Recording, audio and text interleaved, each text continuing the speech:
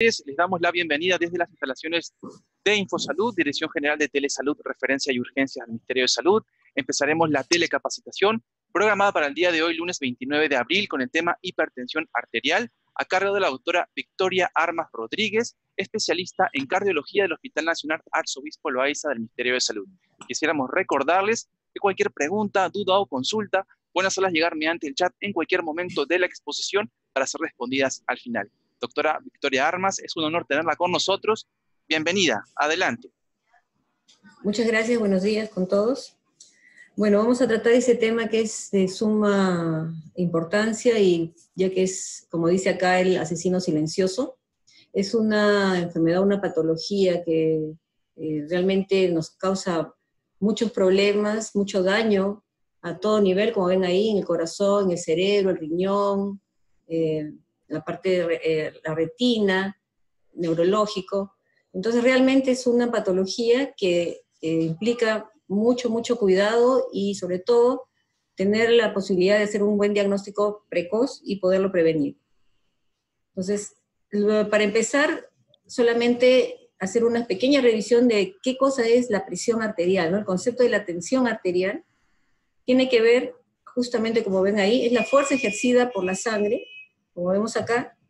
Este es el volumen, el líquido, que en este caso es la sangre, contra las paredes de este envase, que serían las arterias. ¿Y quién impele esto? El corazón. Por lo tanto, la presión es justamente la fuerza que ejerce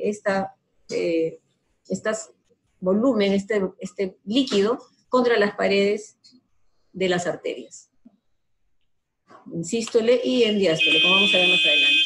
En la sístole, el corazón, el ventrículo se contrae y se abren las válvulas semilunares y van hacia la aorta, que es un vaso grande que tiene mucho tejido elástico en su pared, en su composición. ¿Qué es lo que ocurre? Este tejido elástico absorbe o almacena esta energía para, como van a ver posteriormente, lo que va a ocurrir después. En la sístole, por lo tanto, entonces esto almacena energía, pero además va hacia las arteriolas, impeliendo hacia adelante. En cuanto a la diástole, empieza la relajación, el ventrículo, se cierran las válvulas semilunares, y pensaríamos que ya no va a seguir hacia adelante la sangre. Sin embargo, justamente esta energía que se acumuló por este tejido elástico a nivel de la arteria grande, que es la aorta, permite que en la diástole continúe el flujo sanguíneo. Por lo tanto, esto sería la presión diastólica, y lo anterior que vimos sería la presión sistólica. Como vemos nuevamente, es una bomba que impele hacia adelante en la sístole, y luego, con esta energía acumulada a este nivel, es que continúa en la diástole. A menor presión, pero igual continúa, si no estaríamos muertos en diástole.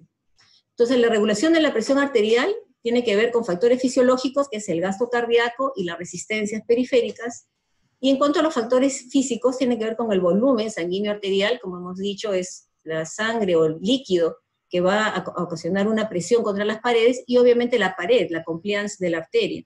Si es una arteria que no se puede distender mucho, obviamente la presión que ejerce este volumen va a ser mayor. Y todo esto me va a condicionar justamente en la presión arterial. Entonces, para ver cuál es la fórmula, que siempre yo pregunto, ¿en qué consiste la presión arterial? Es en el gasto cardíaco por la resistencia periférica.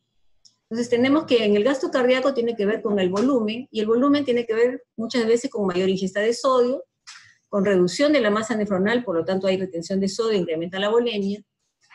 El estrés incrementa la hiperactividad simpática, me va a haber constricción venosa y por lo tanto me va a aumentar la precarga, lo que va a incrementar el gasto cardíaco, que es volumen por frecuencia. Entonces, en cuanto a la frecuencia, tiene que ver el estrés con la hiperactividad simpática y la contractibilidad. Si nosotros conocemos esta fórmula mágica, vamos a poder hacer el tratamiento de acuerdo a esto. Vemos, para precarga, vamos a disminuir volumen, viendo ingesta de sodio, disminuyendo volumen, y además tratando de disminuir la constricción venosa, dando vasodilatadores a nivel venoso. Disminuimos el gasto. También disminuyendo la contractibilidad. ¿Cómo disminuimos contractibilidad? Con fármacos que sean inotropos negativos, o sea, en este caso, los beta bloqueadores y los antagonistas de calcio, que también me disminuyen la contractilidad. Para la resistencia periférica tiene que ver con constricción arteriolar, no con los vasos grandes, sino con las arteriolas que tienen mayor músculo liso, que es donde vamos a tener que actuar. En este caso, por lo tanto, vamos a tratar de disminuir los vasoconstrictores, como el exceso de renina-angiotensina. Las alteraciones genéticas también tienen que ver, porque puede haber receptores que tengan mayor predisposición a constricción, y además también una hipertrofia estructural. Una vez que el vaso cambia, se hipertrofia, obviamente se hace más pequeño, y hace que la sangre fluya con menor facilidad, y por lo tanto incremente la resistencia periférica. Entonces vemos aquí volumen, diuréticos, venodilatadores, contractilidad, beta bloqueadores probablemente. Acá todos los vasodilatadores arteriales que conocemos, inhibidores SECA, bloqueadores de ARA, calcio antagonistas, puede haber hidralazina, que son exclusivamente vasodilatadores arteriales. Entonces, esto es básico para que comprendan más o menos cómo van a ir manejando los pacientes. Esto es sumamente importante. ¿Cuál es la historia de la hipertensión, ¿no? Tenemos aquí, ven cómo va la presión arterial variando en la edad, presión arterial diastólica y frecuencia cardíaca elevada, 10-20 años, luego va hipertensión límite, dislipidemia, disfunción diastólica, 30-40 hipertensión arterial, 40-50 órgano, daño de órgano blanco, obviamente falla cardíaca, infarto, aneurismas, y lo que nos va a llevar a la muerte. Entonces es un continuum desde que inicia la presión arterial hasta que lamentablemente, si es que esto no se llega a tratar a tiempo, nos va a llevar indefectiblemente hacia la muerte en 50 o 60 años. Entonces el diagnóstico. Para el diagnóstico tenemos ciertos valores, 140-90, 139-89, etc. Vamos a ver más adelante, pero tenemos que ver que puede haber varias maneras de medir la medición en la consulta, que es la que hacemos todos los días en todos los pacientes, el monitoreo ambulatorio de la presión arterial, que se necesita un equipo especial, es este de acá, que va a tomar 24 horas, cada 15 o 30 minutos la presión, y luego esto se descarga en una computadora, y el monitoreo domiciliario, que es la automedición de la presión arterial, que ahora existen muy buenos equipos automatizados, se prefiere así, que sean de brazo, no de muñeca, y existen también algunos modelos o algunas marcas validadas. Entonces, ¿cómo medimos? Se tiene que explicar al paciente lo que vamos a hacer. El paciente no debería, ni el médico, hablar mientras está tomando la presión, estar sentado con el brazo apoyado a la altura del corazón, y porque la medición en ese caso es más fidedigna, es errónea cuando se mide por encima del nivel del corazón.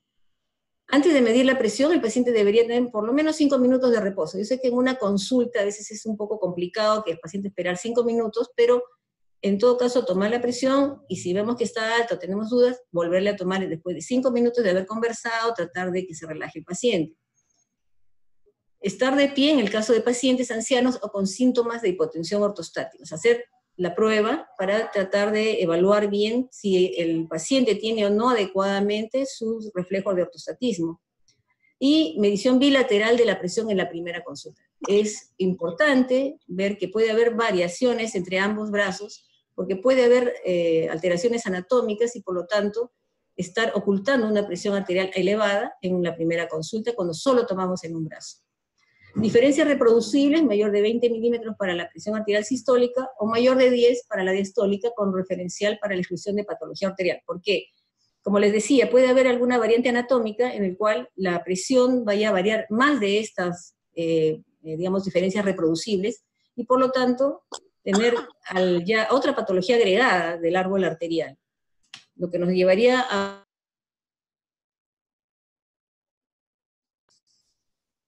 hipertensión. Los factores que influyen sobre la variabilidad es la hora del día, las emociones, que haya tenido ejercicio.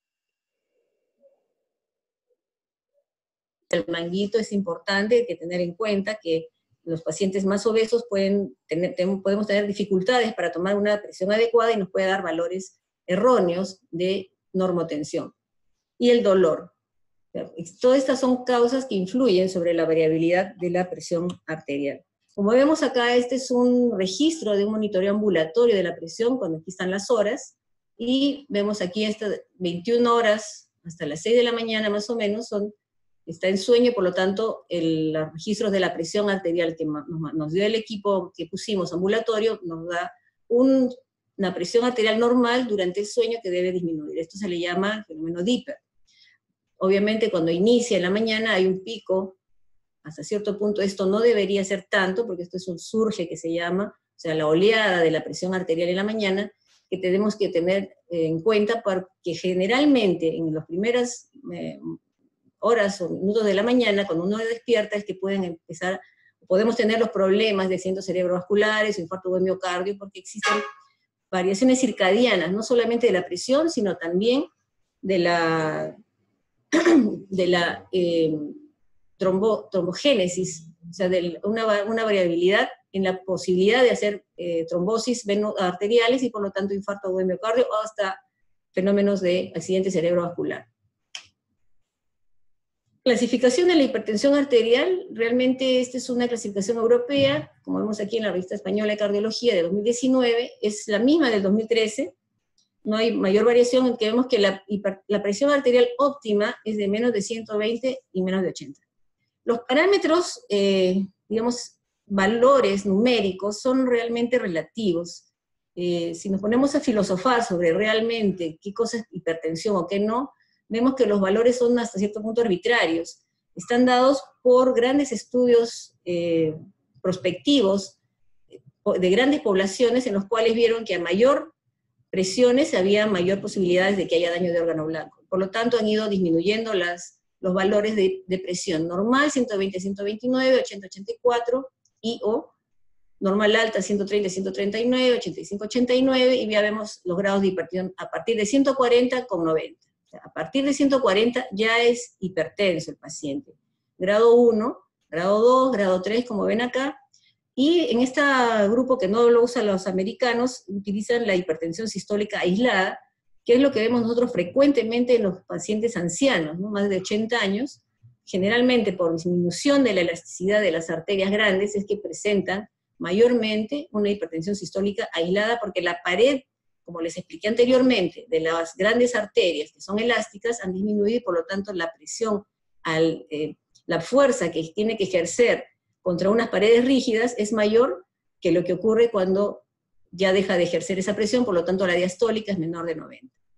Entonces, en este caso es importante que sepamos esto porque también depende de eso para el tratamiento. En todo caso, en este grupo de pacientes, realmente un vasodilatador arteriolar o arterial puro no sería muy adecuado, ya que no es básicamente la parte arterial lo que está dañado en estos pacientes. Entonces, técnicas de la medida de la presión, como ya habíamos conversado, en consulta, 2 tomas con 5 minutos de diferencia, sentados, y las cifras altas, confirmar con el brazo contralateral, la monitorización ambulatoria, ¿para qué? ¿No? Se está indicado cuando, por ejemplo, tenemos la sospecha de que cada vez que el paciente viene a la consulta está hipertenso, pero nos dice que cuando se toma al azar en la farmacia o en la posta le encuentran la presión normal. Entonces, nosotros le pedimos el monitoreo de la presión para ver si cuando nosotros recién le colocamos el equipo, el paciente hace hipertensión y luego durante todo el día la presión está controlada o normal. Entonces, esto nos ayuda. Además, también durante el sueño, como vimos en el esquema anterior, vemos que la presión debe disminuir durante el sueño un 10 a 20%. Si no es así, esto incrementa el riesgo cardiovascular, incrementa daño de órgano blanco y por lo tanto tenemos que actuar. La automedida de la presión proporciona información nuevamente sobre la respuesta a tratamiento y también, como vemos acá, puede contribuir a que mejore la adherencia al tratamiento y también a evaluar lo que ya habíamos visto, la hipertensión de la bata blanca, ¿no? El paciente viene y me dice, doctora, cada vez que vengo con usted se me sube la presión. Entonces esto sería más o menos lo de bata blanca. Entonces tenemos una nueva guía de tratamiento de hipertensión arterial que salió el año pasado y donde vemos algunas diferencias en relación con el 2013 y mayormente en diagnóstico, por ejemplo, tenemos que en este caso en el año 2013 se recomendaba tomar la presión en consulta para el cribado y el diagnóstico. Sin embargo, acá también se recomienda hacer repetidas mediciones y además determinar la presión mediante ya monitoreos ambulatorios, sea el automático o sea la automedida. Obviamente cuando logísticamente sea posible. Yo sé que en el SERUMS uno va a provincia, yo he hecho SERUMS, Y sé que muchos pacientes no tienen la posibilidad de hacer ni un mapa, y mucho menos tal vez de tener un equipo automatizado, confiable, para poderse hacer una automedición. Sin embargo, podríamos tratar de suplirlo con el tratamiento, o con el diagnóstico, con la toma de la presión, con personas que no sean médicos y que sea un personal técnico, que sepa obviamente, que esté bien capacitado en la toma de la presión, o enfermería, ¿no? Porque tal vez se siente el paciente menos estresado cuando el personal no sea el médico en sí. Control, umbrales de tratamiento, normal alta, 130, 139. En este caso, podría considerarse el tratamiento farmacológico ya cuando el riesgo de cardiovascular sea muy alto, debido a que ya tenga una enfermedad cerebrovascular establecida, especialmente que sea una enfermedad, o también que tenga una enfermedad cardiovascular, digamos, establecida como una enfermedad coronaria. Todo lo que está en verde es una recomendación 1A, o sea, es una recomendación 1, es lo que se debe hacer o lo que estaría más recomendado. Lo que está en umbrales de tratamiento, también vemos que baja, o digamos cambia en relación al 2013. Para pacientes de hipertensión grado 1, el riesgo bajo moderado, y sin daño de órganos, se recomienda ya el tratamiento farmacológico antihipertensivo si el paciente sigue siendo hipertenso tras un periodo razonable de intervenciones de estilo de vida. Vamos a ver más adelante realmente cuál es el tratamiento o el cambio en el estilo de vida. Para pacientes mayores también se recomienda el tratamiento con antihipertensivo e intervenciones en el estilo de vida. Para todos los pacientes mayores que tengan buena forma física, cuando obviamente la presión sistólica se encuentra en intervalo de 140 a 159. Y esto es importante, siempre que el tratamiento se tolere bien. En los pacientes mayores hay controversia, en algunos casos dice, bueno, esta es la presión es normal para mi edad. Sin embargo, hay que tratar de bajar la presión de todas maneras, pero siempre que lo tolere, porque el paciente anciano tiene los mecanismos de regulación ya alterados, y por lo tanto podríamos ocasionar hipotensión ortostática. Por lo tanto hay que tener mucho cuidado, pero siempre tratar de, a menor presión, tal vez menos daño de órgano blanco en pacientes en general, y mayor todavía en pacientes ancianos. Como vemos, hay varias variaciones que ya mejor para no aburrirlos les estoy diciendo. Inicio del tratamiento farmacológico, creo que esto sí es importante. Se recomienda iniciar en una combinación de 2 fármacos, preferiblemente en un solo comprimido. La excepción son obviamente los pacientes mayores frágiles y los pacientes con riesgo bajo e hipertensión grado 1. Entonces, ya se recomienda dar terapias combinadas, y si de ser posible en un solo comprimido. Eso es lo que dicen las guías, ¿no? Ya cada uno debe tener una idea de cómo va a tratar a su paciente individualmente, porque la hipertensión es una enfermedad, pero lo que estamos tratando nosotros son personas con varias comorbilidades, que bueno, eso también sería motivo tal vez de otra charla, porque es muy largo para poder decir para cada tipo de paciente, con cada comorbilidad, cómo dar el tratamiento. El tratamiento recomendado para la hipertensión resistente, ponemos acá, es la adición de dosis bajas de espironolactona, el tratamiento de base, o la intensificación del tratamiento diurético. Entonces, estos son, digamos, variaciones en cuanto al 2013 y al 2018. Perdón. Esto es importante, porque, bueno, en los serumistas no va a haber mayor problema, porque no van a haber hipertensión basada en dispositivos, pero sí que ya tengan una noción. Si alguien va y les dice que hay que hacerle una denervación renal, etcétera, en este caso ya no se hace, porque todavía no existen estudios que nos digan que sí realmente es seguro y es eficaz.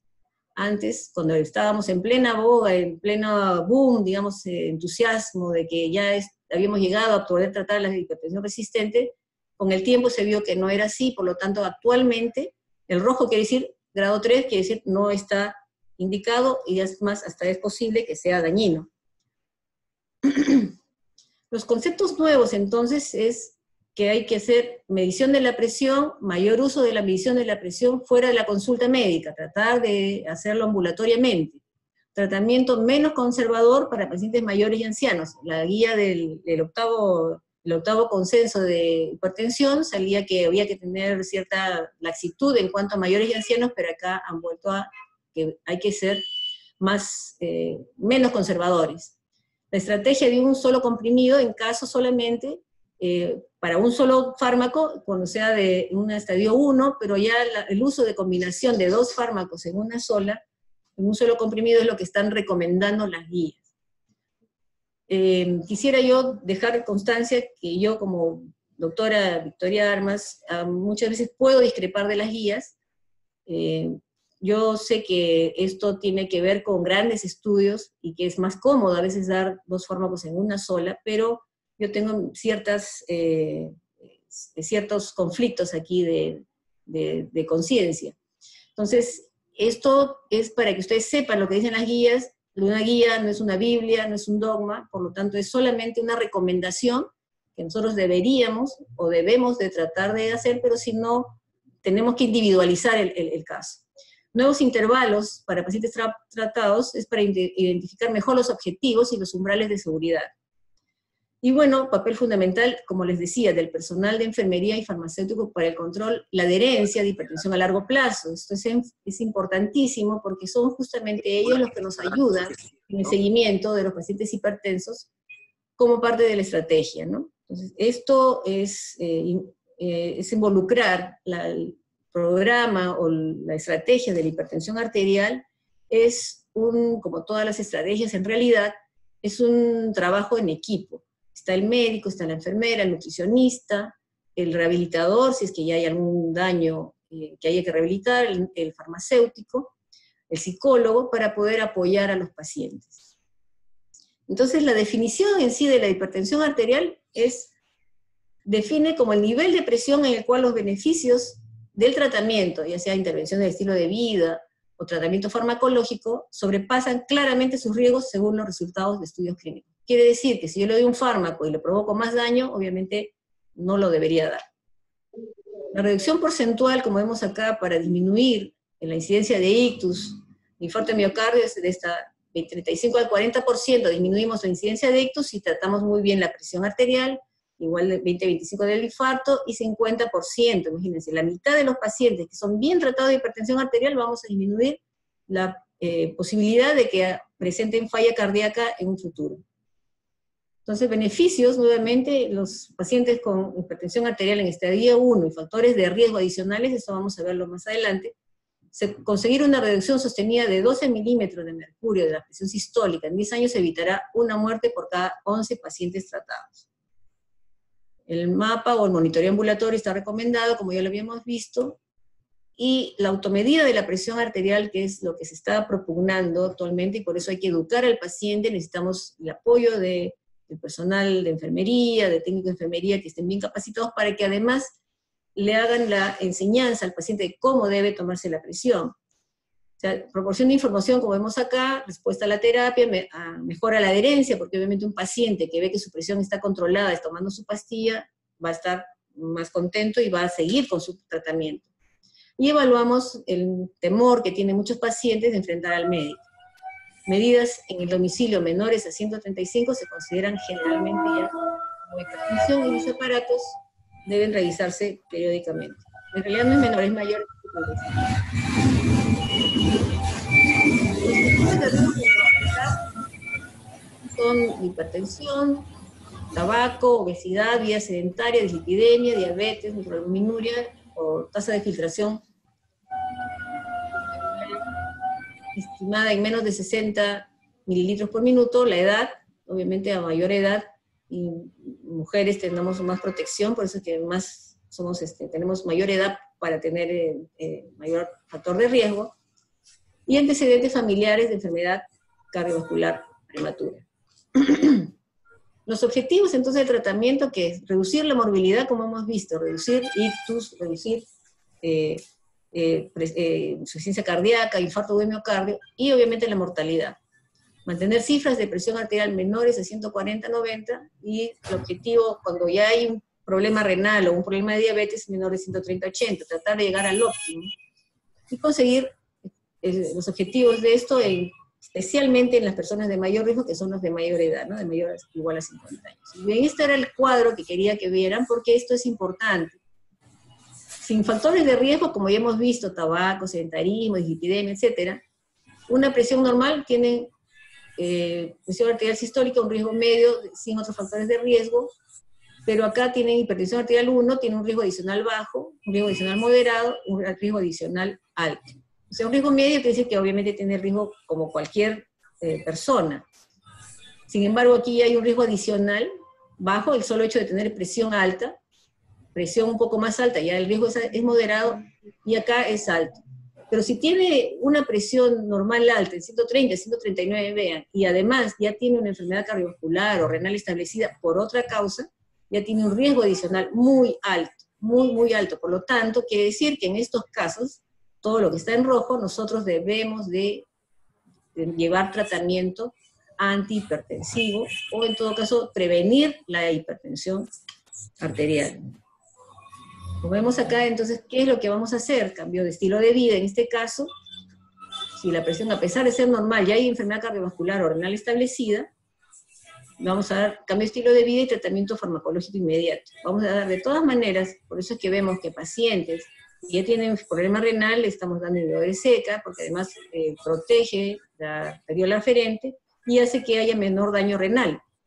En todos casos ya hay cambios de vida y tratamiento farmacológico. Todo lo que está en rojo ya hay cambios de vida y tratamiento farmacológico a pesar de los valores de presión arterial. El hecho ya de tener estos factores de riesgo que son muy, muy serios, ya nos obliga a dar tratamiento farmacológico para evitar lo siguiente. Vamos a hablar brevemente, o no tan brevemente tal vez, de modificaciones del estilo de vida, que creo que es importante porque esto es educación del paciente y educación de la familia, no solamente del paciente. El paciente necesita apoyo, porque muchas veces sin apoyo, para hacer una buena dieta, para poder hacer ejercicio, etc., solo no lo va a poder hacer sin que la familia también esté involucrada.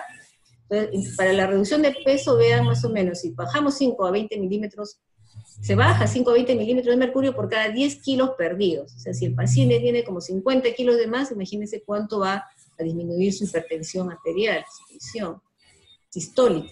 El plan de comidas DASH, que vamos a ver más adelante, también baja de 8 a 14, todo es en rango de la presión arterial sistólica aproximadamente. El sodio, reduciendo también 2 a 8, vemos que todas estas intervenciones en estilos de vida me va a disminuir sustancialmente, tal vez no tanto, pero de todas maneras es una ayuda para disminuir la presión arterial. Sobre todo, como ven acá, la reducción de peso. Vemos ahora tantos obesos, mórbidos e hipertensos, que realmente el hecho solamente de bajar la presión nos va a, tal vez hasta un punto, disminuir la dosis de medicamentos y tal vez hasta ya no recibir medicamentos.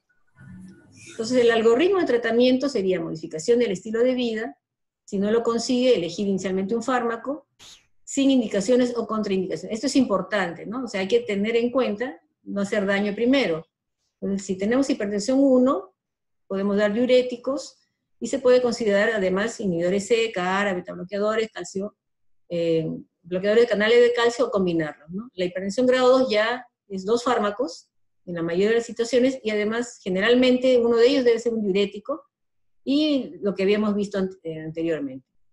Con indicaciones o contraindicaciones específicas, eso sí, como decía, esto ya escapa de esta charla, creo yo, pero es importante tener en cuenta, por ejemplo, no dar beta-bloqueadores a pacientes asmáticos, a los pacientes que tengan algún tipo de alergia para inhibidores seca, o que ya tienen problema renal muy serio. El inhibidor seca también está un poquito, hay que tener mucho cuidado. Y si no se consiguen, optimizar dosis, añadir fármacos adicionales hasta tratar de conseguir el objetivo de la presión, ¿no? Considerar, obviamente, si no pueden, la consulta ya con el especialista en hipertensión, porque hay que dar tal vez algunas otras combinaciones de medicamentos un poco más complejos. Entonces tenemos aquí pacientes con riesgo bajo, moderado, cardiovascular, para primer nivel, que vamos a ver, que ven los serumistas, ya lo pueden pasar si el paciente ya tiene un alto riesgo cardiovascular. Para esto sirve esta tablita de acá, que deben tener ustedes a la mano. Pasarlo al segundo nivel, porque hay que, además, ¿en qué consiste pasarlo de un nivel a otro? Que en el primer nivel ustedes pueden manejar estilo de vida, tratamiento farmacológico, pero cuando ya existe alto riesgo hay que evaluar si hay daño o no daño de órgano blanco. Y esto sí no lo van a poder tener probablemente en el primer nivel. Puede que tengan, pues, obviamente, laboratorio, urea, creatinina, podrían tener un electrocardiógrafo, pero idealmente tendrían que ir a un segundo nivel, porque además de un electrocardiograma, que nos puede dar o no dar signos de cambio de daño órgano blanco, que en principio es hipertrofia ventricular, necesitaría un ecocardiograma.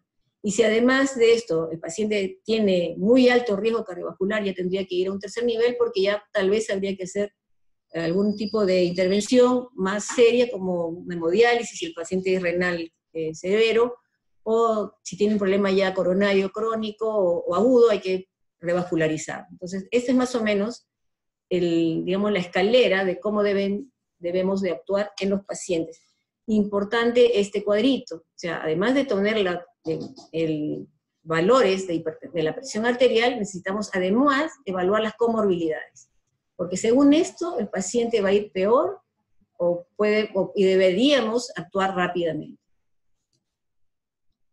Entonces, medidas generales, como hemos dicho anteriormente, disminuir el sobrepeso con todas estas disminuciones de presión arterial que se darían si nosotros podemos conseguir que el paciente lleve a estos niveles de cambio de estilo de vida. Entonces, obviamente tenemos que tener un balance, y por eso involucramos a la familia en cuanto a la restricción de la ingesta de sal, el consumo moderado de alcohol, reducción y control de peso, actividad física, etcétera, ¿no? Y reducir, obviamente, la exposición de riesgo de factores de riesgo ocupacionales, psicosociales, químicos, por ejemplo, los que están en minas, plomo, sulfuro, insecticidas en agricultura, y físicos, ¿no? Ruidos y altas temperaturas. O sea, realmente esto también es importante. O sea, también hay un lado de salud ocupacional que interviene en esta parte de hipertensión arterial. Esto es todo ese estilo de vida, medidas generales y preventivas. Y como vemos acá, el pilar también para mantener este equilibrio es involucrar a la familia. Nuevamente, recomendación tipo B, reducción de peso, dieta, etcétera, ¿no? Consumo de sodio y no al tabaco. Aquí no es que disminuya el tabaco, es que no debe haber exposición al humo del tabaco. Aquí no es que un cigarrito nada más, no. Es no al tabaco. Por acá vemos reducir ingesta de sodio, consumo de frutas, lograr mantener un peso, pero acá es totalmente, digamos, no al tabaco. La reducción de peso, como vemos acá, la obesidad, da mucho nivel de riesgo para enfermedad cardiovascular, diabetes, vesícula, y también, sobre todo, la resistencia insulínica, la obesidad visceral, para que vean todo lo que ocasiona el sobrepeso y la obesidad en los pacientes. Hay resistencia a la insulina, hipertensión renal, hay respuesta inflamatoria, mayor respuesta inflamatoria. Realmente se desencadena una cascada terrible de disfunción endotelial que me va a ocasionar daño a todo nivel, renal, cerebral, de la retina, etc. Entonces la dieta que recomiendan es consumo de frutas, como ven acá, ¿no? Mayor cantidad de verduras, frutas de todos los colores, cereales integrales y proteínas saludables. Pescado, no aves, nueces, limitar las carnes rojas y obviamente el tocino, embutidos y otras carnes procesadas. La dieta mediterránea, como vemos acá, es alto consumo de frutas, vegetales, legumbres, semillas y aceites no refinados. Aceite de oliva como principal fuente, bajo consumo de carnes rojas y derivados, moderado bajo consumo de productos lácteos. Acá vemos que debe estar alto en contenido de fibra y puede haber, como vemos, como es mediterránea, es un vino consumido en moderada cantidad. Generalmente se dice que por la cantidad de taninos que tienen, el vino debería ser tinto. La restricción de sodio. El sodio es importante, es cierto, y como vemos acá, cuando nosotros compramos cualquier envasado, como ven acá, esta es una propaganda brasilera, vemos que cuando tiene el 5% del contenido total de sodio, que sería 120, es una porción adecuada, pero cuando es 20% más, como acá, esto ya es alto en sodio, por lo tanto esto es dañino para los pacientes, ¿sí? Por eso es que se habló mucho en ponerle los cuadrantes, creo los octógonos, en todas las alimentos que están envasados para que sepamos realmente el valor nutricional de ellos y podamos decir alto en sodio, bajo en sodio, alto en grasas, bajo en grasas, alto en carbohidratos, para que nuestros niños ya puedan también, porque esto es desde la niñez.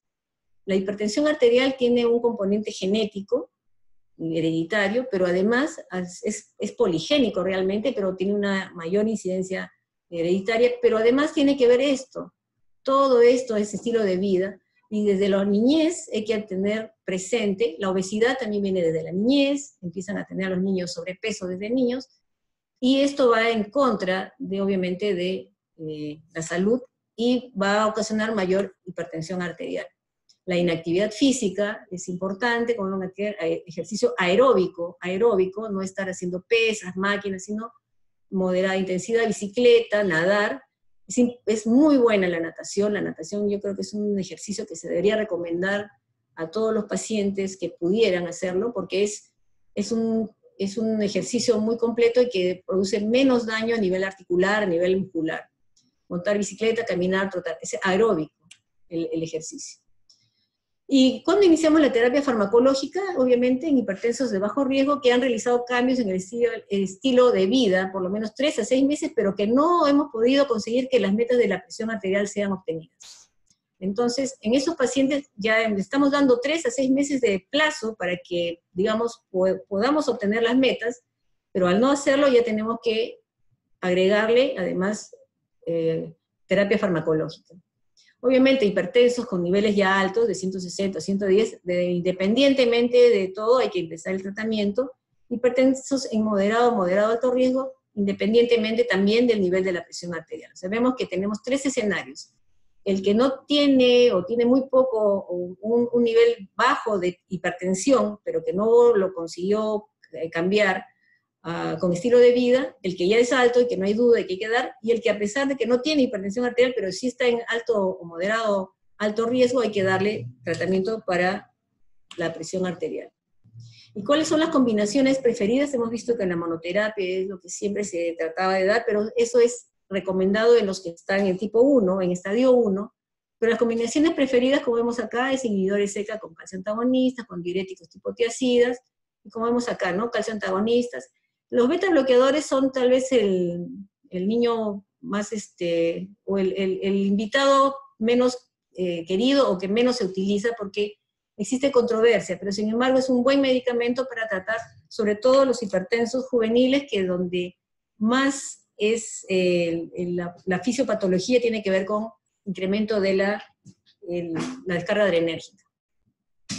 Los controles, bueno, una vez que el paciente tenga tratamiento instaurado, tiene un control de su presión, según meta terapéutica, ya está controlado por más o menos cada 6 meses. Por lo menos en 4 de los 6 controles debe estar controlado y conseguido ellos se realizarán cada 3 meses. Nuevamente, como vemos acá, el seguimiento, si va todo muy bien, queda ahí, si no, pasaría al segundo nivel, y si no, ya al tercer nivel, según esto. No es necesario esperar. Obviamente, si un paciente que estamos en primer nivel y vemos que no mejora, va al segundo nivel, pero si en primer nivel ya vemos que tiene ya es hipertenso, estadio 2 o 3, y ya hay daño de órgano blanco, es preferible pasarlo al segundo nivel, y de ahí lo evaluarán para ver si es no necesario pasarlo al tercer nivel. Solamente 4 o 5 slides más sobre crisis hipertensivas, que creo que es importante porque es una emergencia. Esto incluye un grupo de síndromes clínicos en los cuales, obviamente, la hipertensión complica con una elevación aguda brusca, que además hay daño de órgano blanco, y pone, en algunos casos, la integridad y la vida del paciente en peligro. Entonces, la crisis hipertensiva se va a dividir en urgencia y emergencia, ¿no? Y generalmente es por valores superiores diastólicos a 130, en presencia o ausencia de lesión de daño agudo de órgano blanco. Entonces, la crisis hipertensiva, lesión de órgano blanco, en emergencia hipertensiva hay lesión aguda, porque ya puede haber lesión de órgano blanco, pero la cuestión es que sea aguda. Cuando hay lesión aguda de órgano blanco es una emergencia hipertensiva, y cuando no hay lesión aguda de órgano blanco es una urgencia. Entonces, el algoritmo de manejo sería, le evaluamos al paciente, vemos que la elevación aguda, mayor de 130, mayor de 180 sistólica, mayor de 130 diastólica, mayor o igual, vemos que tiene una hipertensión arterial crónica descontrolada, seguimiento consulta especializada, pero si hay afectación de órgano diana, debemos ver si es una urgencia o es una emergencia. Para que sea una emergencia tiene que ser un daño agudo, con una desestabilización aguda. En cuanto a la urgencia, como no hay una desestabilización aguda, puede haber inicio o modificación del tratamiento, pero acá sí, en una emergencia, tiene que entrar a un tratamiento intensivo y generalmente admisión a una unidad de cuidados intensivos.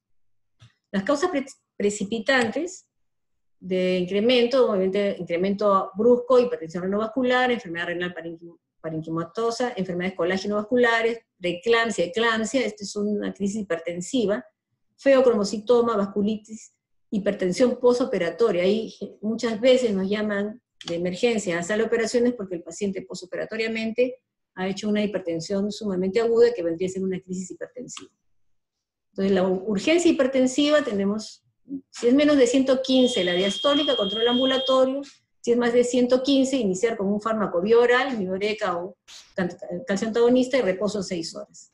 Si se controla, sale, y si no se controla, pasa ya a una unidad de observación, no necesita estar en una unidad de cuidados intensivos, sino solamente observar. Entonces, en la urgencia hipertensiva, el descenso de la presión debe obtenerse de manera gradual entre las 6 y 24 horas. Tenemos tiempo para poder manejar esta hipertensión. Y el objetivo primario es reducir el 25% del valor que llegó al paciente, de la presión.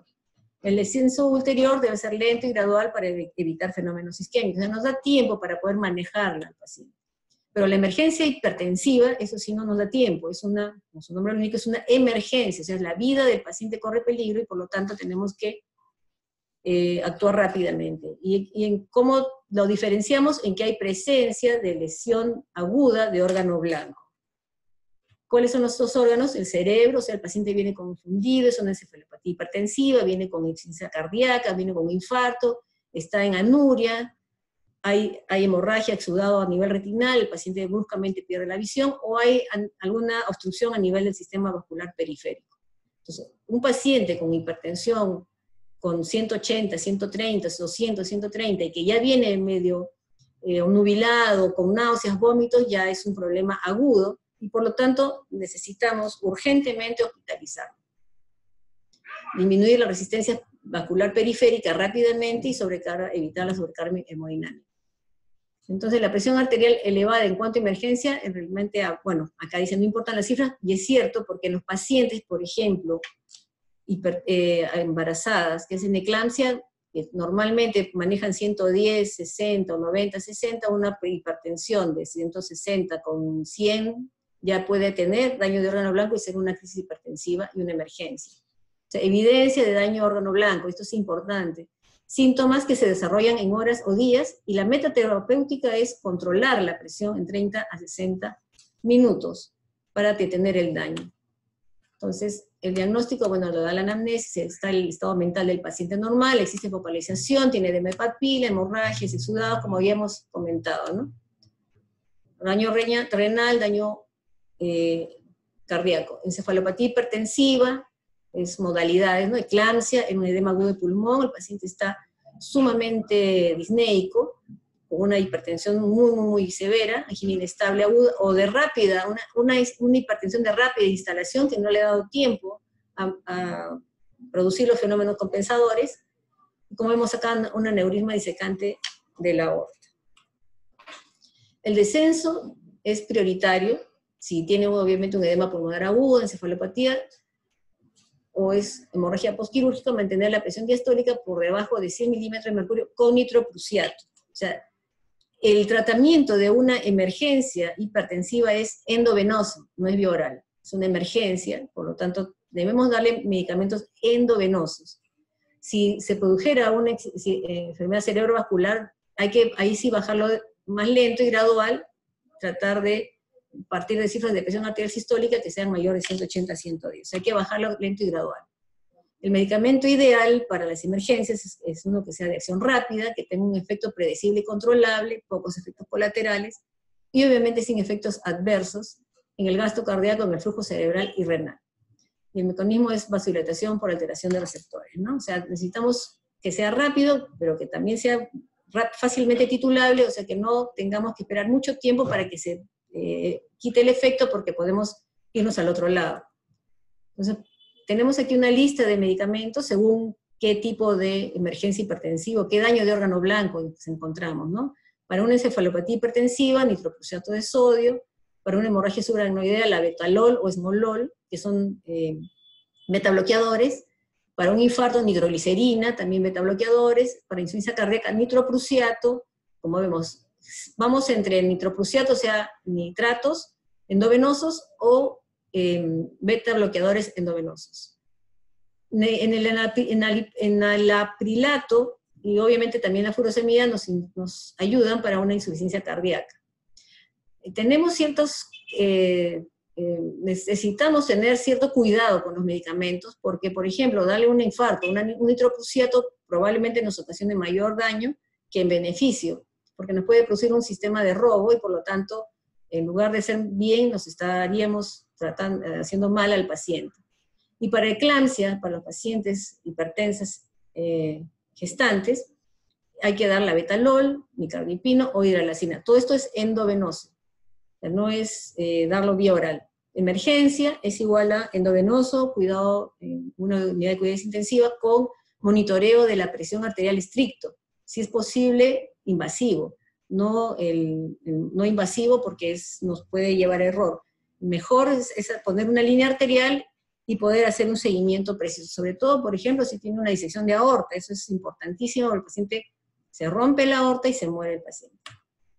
Entonces, cuando no puedas trotar, camina; cuando no puedas caminar, usa el bastón, pero nunca te detengas, ¿no? Eso es importante. Y creo que con eso ya terminamos la sesión. Ojalá que haya resultado claro.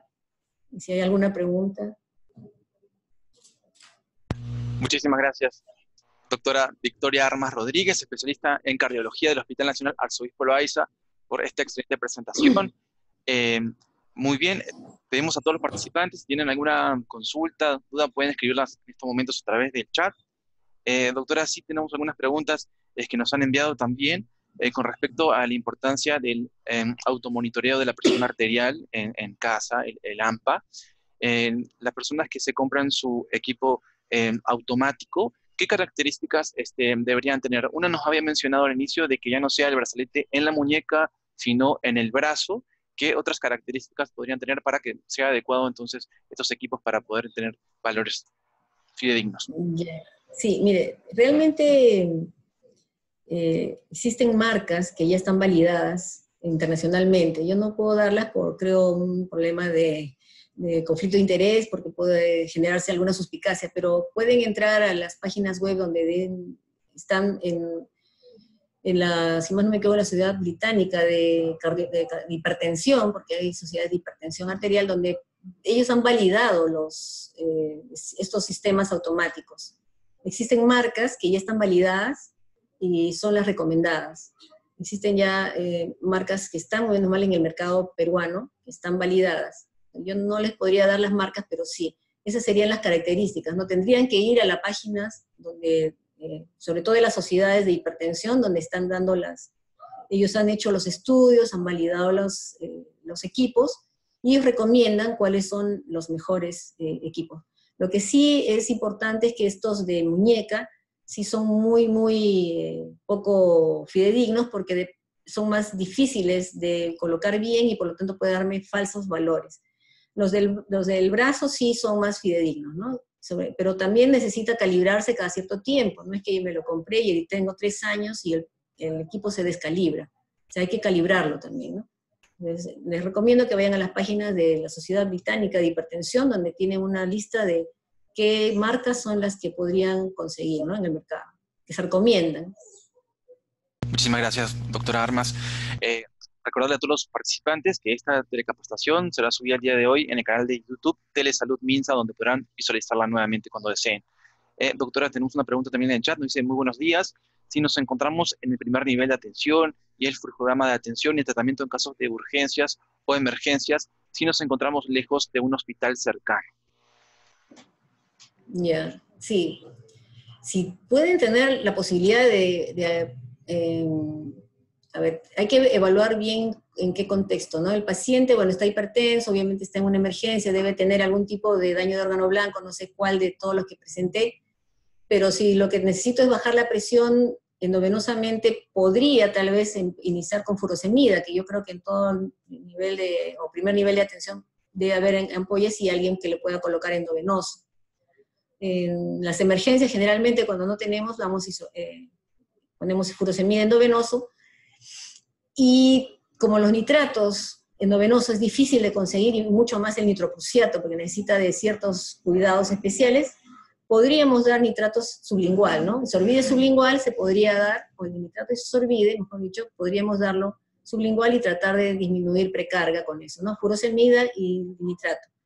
Ya no se recomienda dar nifedipino sublingual, obviamente porque ha habido problemas.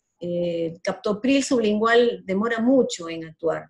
El dinitrato isosorbide sublingual es más rápido, y colocarle la furosemida, mientras que puedo llevarlo a un nivel de mayor, o a un lugar de atención de mayor nivel, ¿no? Un segundo o tercer nivel de frente.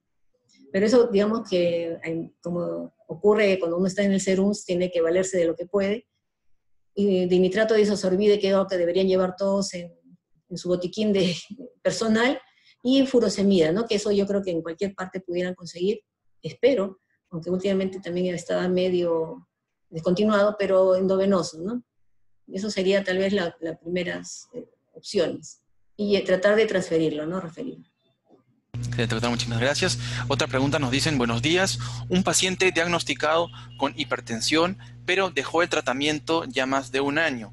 ¿Es sí o sí necesario que sea evaluado otra vez por el especialista? Sí, porque puede haber daño de órgano blanco. Al dejar todo un año de tratamiento hay que evaluar cómo están sus cifras de presión y sobre todo si es que hay daño de órgano blanco. Aquí el problema es el daño de órgano blanco, ¿no? O sea, no es solamente las cifras, sino que nosotros lo que tenemos que evitar es que haya daño de órgano blanco. Entonces, si un año ha dejado de recibir, obviamente tenemos que empezar de cero, como nuevo, y por lo tanto hay que pedirle el laboratorio de renal, urea creatinina, su electrocardiograma, un fondo de ojo, ver si tiene otros factores de riesgo, como que es dislipidémico, si es diabético, que eso nos obliga a darle tratamiento mucho más estricto, ¿no? Pero sí, hay que volverlo a evaluar. Doctora, muchísimas gracias. Muy importante entonces volverlo a evaluar. Nos han preguntado también cada cuánto tiempo debemos realizar el mapa en caso de que se detecte casos de hipertensión del adulto mayor. Bueno, eso, obviamente, si el adulto mayor le ponemos un mapa y encontramos hipertensión, le vamos a dar tratamiento 1 mes, 2 meses, y ahí repetiríamos el mapa, ¿no? Para evaluar porque estamos evaluando ya con el mapa, no el diagnóstico, sino el tratamiento. Entonces, le damos chance, porque dependiendo de qué le estemos dando, el efecto demora un poco. Entonces, podríamos ponerle a los 2 meses nuevamente el mapa. Ahora, en pacientes adulto mayor, el problema también es que hay que estar muy atentos con los síntomas de hipotensión ortostática. La hipotensión ortostática es algo que muchas veces lo dejamos de lado, y es un problema sumamente serio en los pacientes ancianos porque produce caídas, ¿no? El paciente anciano se levanta y se cae porque obviamente la presión no estaba estable. Entonces, esto hay que tener mucho cuidado y evaluar con el tratamiento en la oficina o en el consultorio, parado y sentado al paciente, para ver la diferencia de presiones que se producen. Pero en un mapa puede ser en un paciente anciano después de 1 mes o 2 meses de tratamiento, para evaluar el tratamiento. Muchísimas gracias, doctora. Nos han preguntado también: buenos días, ¿y podría explayar un poco acerca del tratamiento con diuréticos para el inicio del tratamiento? Y muchísimas gracias por la respuesta, nos dice. El diurético que se utiliza mayormente es las tiacidas, ¿no?